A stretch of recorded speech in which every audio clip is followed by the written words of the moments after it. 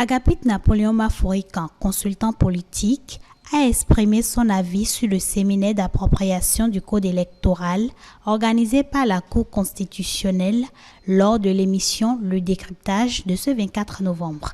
Il considère que l'initiative est nécessaire et interne à l'institution. La Cour constitutionnelle a besoin de s'apprêter en tant qu'institution qui travaille avec plusieurs corps, avec des assistants, avec des cadres, avec même des personnels extérieurs, des consultants, des experts. Et donc, il faut s'entendre sur les mêmes expressions. Tout le monde n'est pas a priori juriste dans les intervenants. Tout le monde n'est pas spécialiste des élections non plus. Et donc, il faudrait mettre tout le monde au même niveau d'égalité, au même niveau de compréhension. Le séminaire d'appropriation permet à la Cour de lancer son processus de préparation des élections. Selon lui, cette initiative de la Cour ne sera pas susceptible d'influencer une révision du code.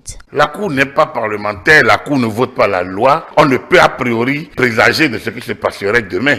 On a connu les lois rectificatives ou les lois complétives. À partir du moment où on a une loi complétive, c'est qu'il y a un antécédent qui pourrait toujours revenir. C'est les parlementaires qui décideront, c'est eux qui en ont la prérogative. Le protocole de la CEDEAO donne au plus 6 mois avant les élections. Donc nous sommes encore dans le temps pour retoucher au code. Même après ces 6 mois, tant qu'il y a consensus, on peut toujours retoucher au code. Donc, ce n'est pas la Cour constitutionnelle qui juge de quand la Cour peut demander s'il y avait contrôle de constitutionnalité ou si la Cour se saisissait d'office au cas où il y aurait quelque chose à dire.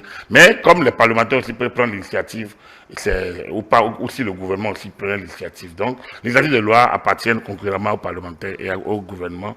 Le consultant politique affirme que l'audit du fichier électoral, une initiative portée par le parti Les Démocrates, ne relève pas des politiques, mais peut aider à avoir une vue plus claire sur le dossier. Le fichier électoral n'est pas la chose des politiques. C'est la chose d'abord de l'ANIP. C'est d'abord l'ANIP. Ensuite, l'ANIP affiche dans les arrondissements, les gens réagissent, l'ANIP corrige et transmet le fichier à la Sénat. À mon humble avis, je ne vois pas où doivent intervenir les politiques.